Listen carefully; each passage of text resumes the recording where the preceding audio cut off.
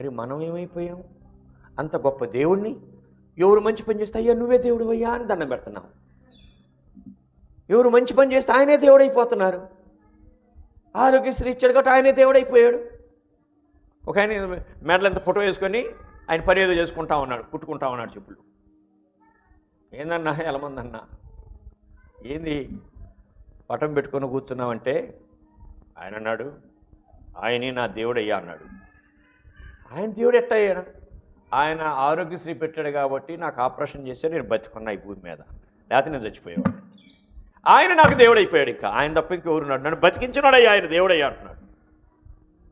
అవన్నీ ఏర్పాటు చేయడానికి దేవుడే ఆయన వాడుకున్నాడన్న సంగతి మర్చిపోయాడు. దానికి మూలము ఆయన అన్న సంగతి మర్చిపోయాడు. నిన్ను బ్రతికించడానికి ఆయన ద్వారా ఆరోగ్యశ్రీ పెట్టి బతికించాడు దేవుడు అన్న సంగతి మర్చిపోయి ఎవరు మేలు చేస్తే వాళ్ళే దేవుడు అంటున్నారు. ఆయన